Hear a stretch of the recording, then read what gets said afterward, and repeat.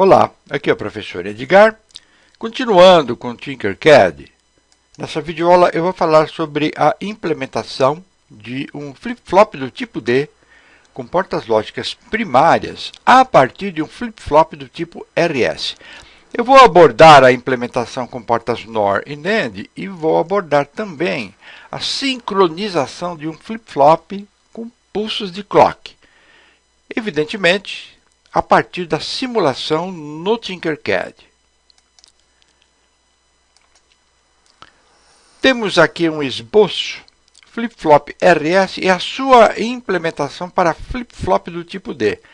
A diferença é que entre as entradas liga-se um inversor. Aqui é a mesma coisa, a implementação é feita com portas NAND, no RS e feita a conversão para o flip-flop do tipo D.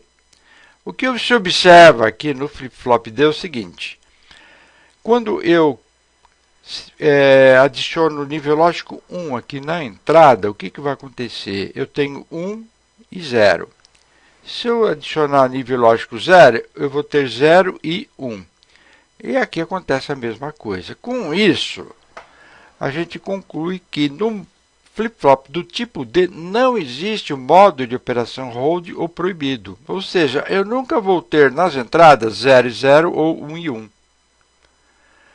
E aqui, o mesmo flip-flop agora com portas NOR do tipo D, porém sincronizado com pulso de clock. Então, a sincronização é feita com a adição dessas duas portas NAND.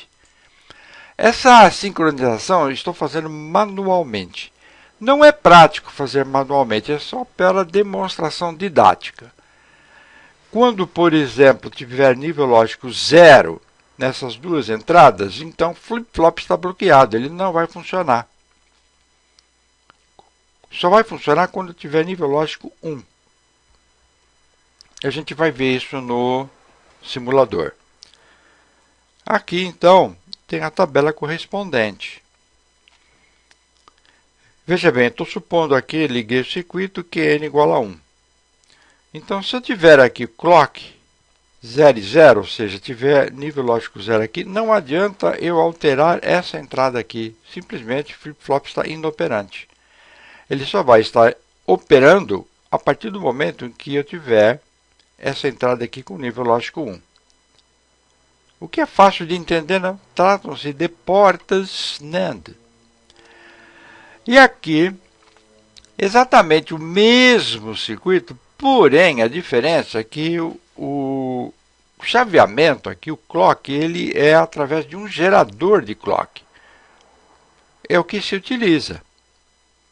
Então, como eu comentei com vocês, o chaveamento manual é apenas para fazer uma demonstração didática. E aqui eu tenho, então, um gerador de clock. Esse gerador de clock vai gerar onda quadrada, ora nível lógico 1, ora nível lógico 0. No caso aqui do período, veja bem, ele engloba nível lógico 1 e nível lógico 0. Esses dois tempos aqui são rigorosamente iguais. Daí, então, diz-se que esta forma de onda quadrada tem um duty cycle igual a 50%. Ou seja, os tempos de ligado e desligado são exatamente iguais, e que representam, na realidade, a comutação do flip-flop do tipo D. Muito bem, vamos lá para a simulação. Aqui está, então, a montagem do meu flip-flop do tipo D. Portas NOR, inversor, exatamente este diagrama. Muito bem, eu vou ligar o simulador e, evidentemente, vou ligar o circuito. Então, iniciou com o estado inicial, com QN igual a modo reset, porque aqui Q complementado igual a 1, Q normal igual a 0. Então, o modo aqui é reset. Muito bem, eu vou colocar aqui a chave data. Vou colocar em 1. Quando eu coloco em 1, então manda o flip-flop para o modo set. Voltando para o reset, set, reset e assim por diante. É dessa forma, então, que se faz a implementação. Vamos prestar bem atenção nas ligações, os pinos. Eu estou utilizando apenas a metade do 7402 e apenas uma porta do 7404.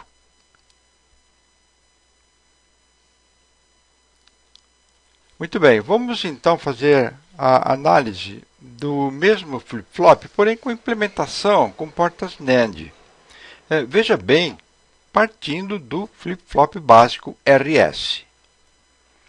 Aqui está a implementação do flip-flop tipo D a partir de um RS implementado com portas NAND. Vou ligar o circuito, estado inicial, então inicia com QN igual a 1, o modo set. Vamos jogar aqui data para 0, reset e 1. Observe então que eu só tenho os dois modos de operação do flip-flop tipo D, ou set ou reset. Muito bem, eu vou fazer agora a simulação com o flip-flop com pulso de clock para fazer a sincronização. Vou iniciar com o clock manual. Temos aqui flip-flop RS com portas NOR e aqui temos a sincronização. Essa sincronização vai ser feita manualmente através desta chave aqui. Então, esta chave representa esta entrada. E aqui, entrada de dados. Data in. Muito bem, vou ligar o meu circuito. Observe que não tem nada funcionando aqui, porque simplesmente o clock está em 0. Então, aquilo que eu comentei com vocês, ele fica inoperante. A hora que eu colocar clock em nível lógico 1, o que vai acontecer? Então, veja bem, eu tenho data in 0. Então, ele vai entrar no modo reset. Então, é só colocar aqui, ó. Ele entrou no modo reset. E agora eu vou fazer isto aqui, ó. Set, reset. Modo reset, modo set. Se eu fizer isto aqui, simplesmente eu bloqueio o meu flip-flop.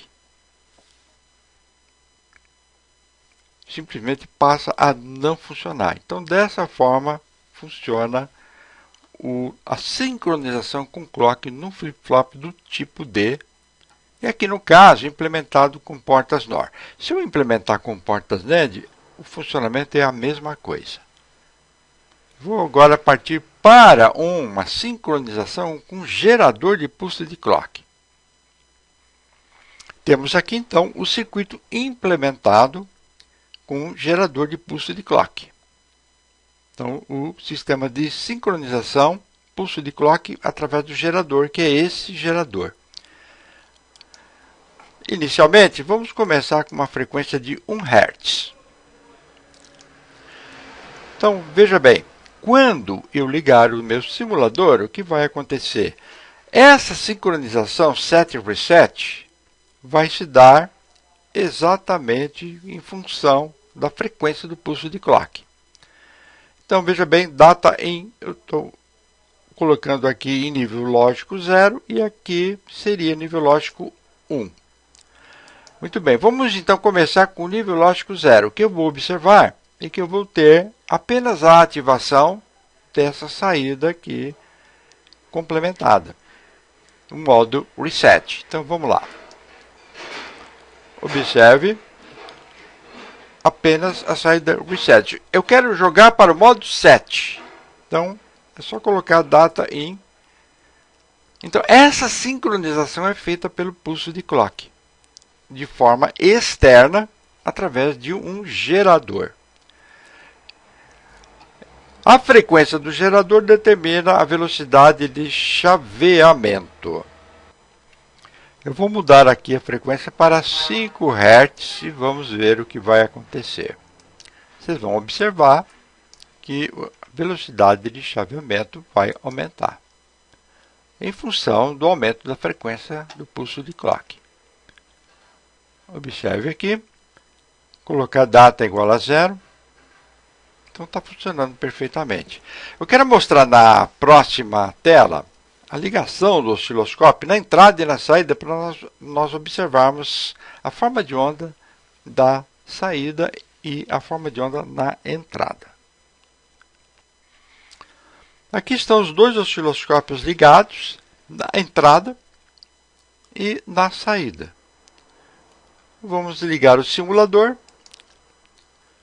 e vamos observar então a forma de onda na entrada, forma de onda quadrada e a forma de onda na saída, evidentemente quadrada. Muito bem, eu estou medindo aqui na saída apenas a saída complementada. Se eu voltar aqui a chave para a data 1, então eu não vou ter nível lógico de medição eu não vou ter medição, aliás, de nível lógico na saída. Eu teria que, então, trocar a ponta do osciloscópio. Mas o importante é só observar as formas de onda que se obtém, principalmente na entrada, pulso de clock, forma de onda quadrada, onde observa-se aqui que tempo ligado é exatamente igual ao tempo desligado. Muito bem, pessoal. Era isso que eu queria passar para você nessa videoaula. Obrigado por ter assistido, obrigado pela paciência e até a próxima videoaula. Bye!